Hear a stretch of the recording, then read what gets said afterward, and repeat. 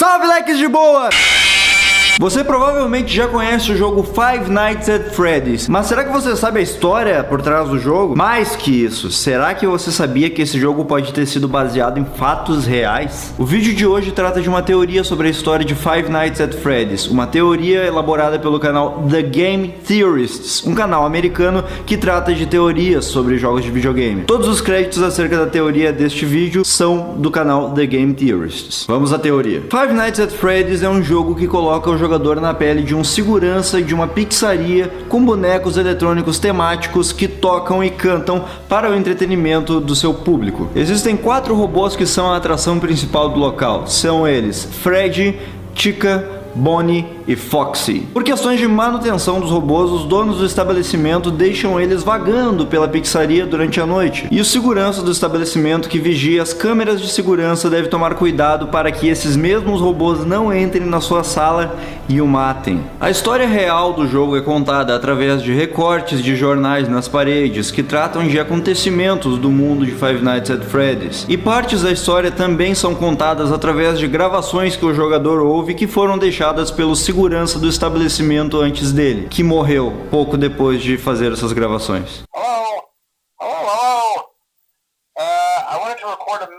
Na história, é retratado o fato de um homem vestido como um dos robôs da pizzaria ter atraído 5 crianças que estavam comendo no local para uma sala não aberta ao público dentro do estabelecimento. Esse mesmo homem foi posteriormente pego pela polícia e preso, mas os corpos das crianças nunca foram encontrados. E logo após este acontecimento, a inspeção sanitária ameaçou de fechar a pizzaria, alegando que os robôs que eram as atrações do local agora estavam apresentando um odor horrível e de seus olhos e bocas estavam saindo gosmas e sangue. Alimentou-se na internet um rumor muito forte de que os corpos das crianças que estariam mortas foram escondidos dentro dos animatronics. E há também a teoria de que os corpos das crianças não estão nos animatronics, mas sim os seus espíritos comandam os robôs, fazendo-os atacar o segurança. Mas o problema é, como desapareceram 5 crianças e nós só temos 4 robôs de inimigos? Bem, nós não temos só 4.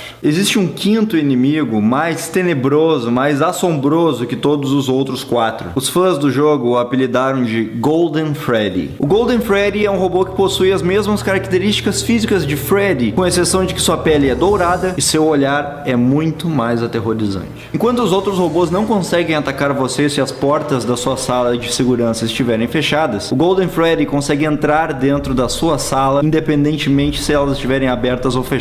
Ele simplesmente se teletransporta para dentro da sua sala. Ele tem a habilidade de causar alucinações no jogador, seu rosto é estampado em cartazes por toda a parte, e a sua forma de atacar o jogador é diferente de todos os outros robôs. Enquanto todos os outros robôs causam game over no jogo quando matam o jogador, quando o Golden Freddy ataca o jogador, não existe tela de game over.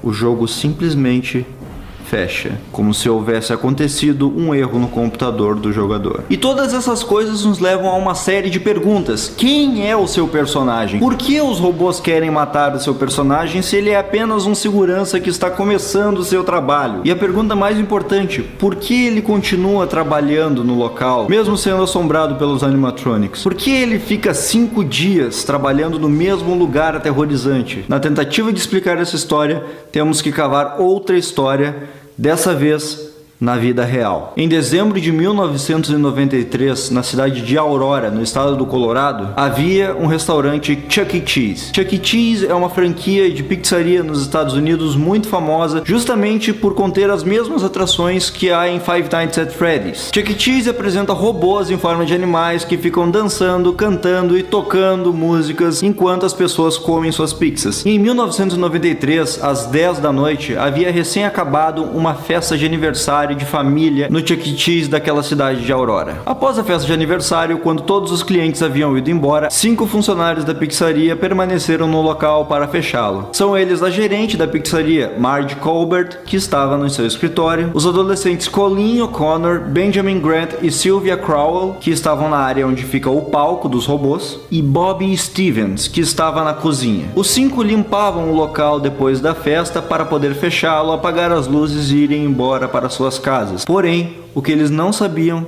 é que havia uma 6ª pessoa escondida dentro da pizzaria. Nathan Dunlap. 5 meses antes, Nathan havia sido demitido por conta de uma discussão com sua gerente acerca de horas trabalhadas. Nathan, que na época tinha 19 anos, havia se escondido em um dos banheiros e permaneceu lá quieto até que o estabelecimento fosse fechado. E exatamente às 10 horas e 5 minutos, Nathan sai do banheiro, pronto para matar todos que estão na pizzaria. A primeira pessoa que ele atira é Sylvia, depois ele atira em Benjamin e ainda na área do palco ele atira em Colleen. Ele então vai para a cozinha, onde ele encontra Bobby Stevens e atira direto em sua mandíbula, fazendo-o cair no chão instantaneamente. E por fim ele prossegue até o escritório de Marge, onde dispara 2 vezes contra ela e foge do local. Mas a polícia, através de câmeras de segurança, descobriu tudo e poucas horas depois se dirigiram até a casa de Nathan e prenderam-no. O julgamento de Nathan foi sendo arrastado até que em 1996 foi decretada a sua pena de morte. Contudo, o julgamento prosseguiu e a pena de morte foi sendo arrastada até os dias de hoje. Até hoje, Nathan permanece vivo esperando a sua sentença. E isso provocou uma reflexão nas pessoas dos Estados Unidos, que se perguntavam se ele conseguia dormir de noite pensando que a sua sentença de morte estava próxima. Essa, meus amigos, é uma história real, aconteceu de verdade em 1993. E quando nós pegamos a história de Five Nights at Freddy's e a comparamos com essa história real que aconteceu, nota-se uma série de semelhança entre as duas histórias. A primeira delas e mais lógica é o fato de estar claro que a Freddy Fazbear Pizzeria, onde acontece o jogo Five Nights at Freddy's, é uma clara alusão à franquia Chuck E. Cheese. Isso pode ser comprovado tanto pelos robôs que são a atração do local, quanto pelo fato de servirem pizza e também pelos seus nomes, que são parecidos de certa forma. Quanto ao ano em que acontece Five Nights at Freddy's, não fica explícito o ano exato em que o jogo acontece, mas nós podemos obter algumas dicas disso ao longo do jogo. A primeira delas é o fato de a franquia Chuck E. Cheese, a da vida real, ter tido seu ápice nos anos 80, em que era tudo uma novidade e que seus jogos arcade estavam em alta. Com a chegada dos videogames de casa, os arcades entraram em declínio e o Chuck E. Cheese entrou em declínio também. A pizzaria Freddy Fazbear do jogo Five Nights at Freddy's está passando por momentos de dificuldade em que o seu público está ficando cada vez menor e que ela está quase fechando. Então, com essa informação é seguro estipular uma data em torno de final dos anos 80 e início dos anos 90. Mas a melhor prova de todas é o cheque que você recebe ao completar as 5 noites. No final do jogo, o jogador é presenteado com um cheque de $120. $120 dividido pelas 5 noites dá um total de $4 por hora, que é um valor que hoje em dia estaria abaixo do salário mínimo nacional estipulado nos Estados Unidos. Mas vamos considerar outros anos. Em 1990, o salário mínimo nos Estados Unidos era de $3,80. Em 1991, o salário mínimo aumentou para $4,25. E em 95 estava estipulado em $5 por hora. Por essa lógica, poderíamos dizer que o jogo se passa em 1990, mas temos que incluir nesse valor as taxas, os impostos que os americanos pagam. Portanto, pode-se dizer que nesse escopo do salário mínimo, o jogo Five Nights at Freddy's se passa entre 1991 e 1995. E um detalhe: o assassinato ocorrido na Chuck E. Cheese mencionado anteriormente aconteceu em 1993. Mas as coincidências entre as duas histórias não param por aí. Há 5 vítimas crianças no jogo, e no assassinato que aconteceu em 1993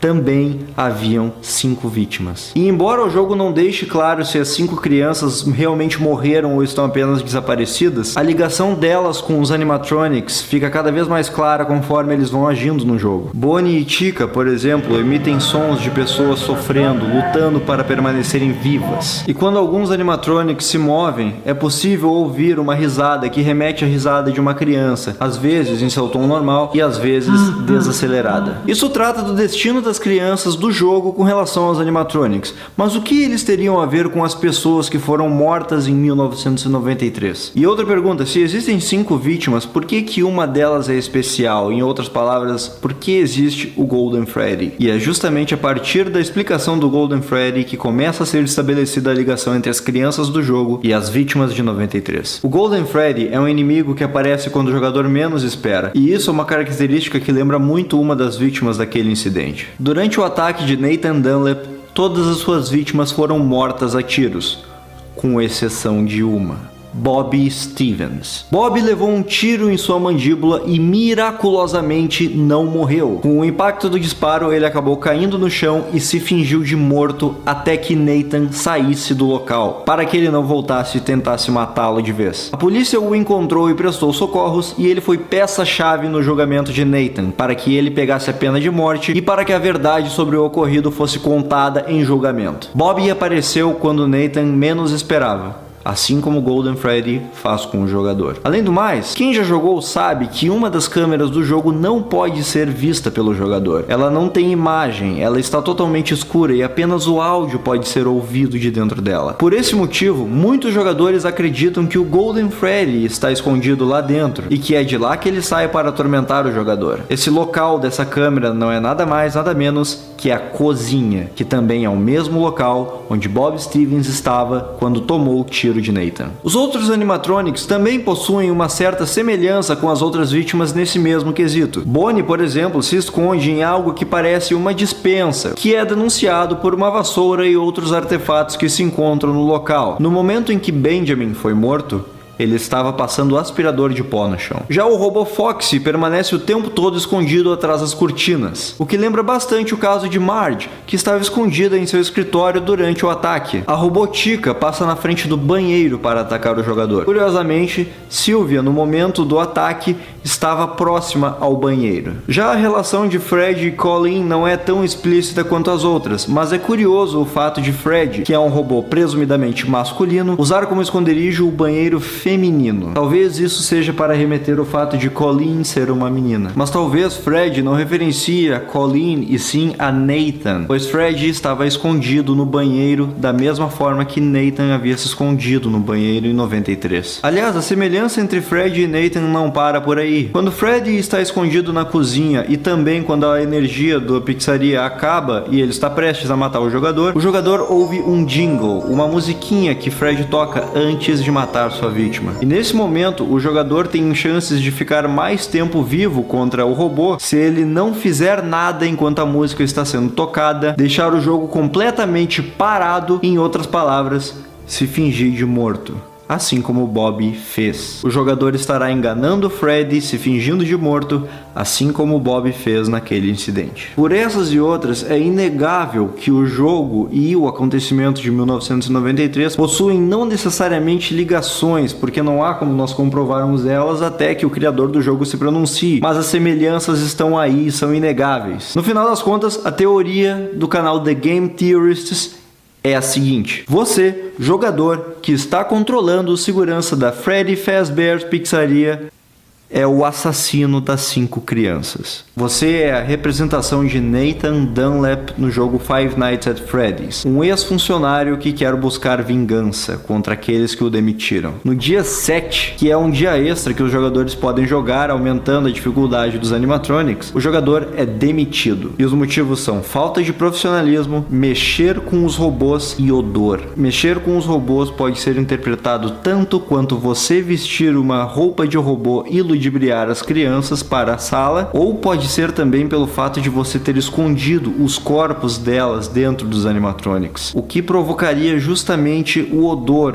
que vem deles. Assim como Nathan na vida real, você quer vingança por aqueles que o demitiram. Você mata as 5 crianças para esconder os corpos delas nos robôs na esperança de que o estabelecimento que o demitiu seja fechado. Como ex-funcionário do local, é muito mais fácil para você saber em qual sala levar as crianças para que sejam mortas sem que ninguém fique sabendo. Porém, mais uma vez, assim como aconteceu com Nathan em 93, seus planos são descobertos através das gravações das câmeras de segurança. Você foi preso, você foi condenado à pena de morte e está aguardando a sua execução na prisão. E quanto ao seu trabalho na pizzaria, cada noite que você passa lá dentro não passa de um pesadelo. E é por isso que você volta naquela mesma pizzaria dia após dia, porque você está preso em um pesadelo. Um pesadelo interminável, por sinal, pois assim que você completa todas as noites, lá está a mensagem: vejo você de novo semana que vem. Todas as noites você tem o mesmo pesadelo, você está na mesma pizzaria, você está lá com um sentimento de culpa, sendo assombrado pelas lembranças do que aconteceu, atormentado por alucinações e mensagens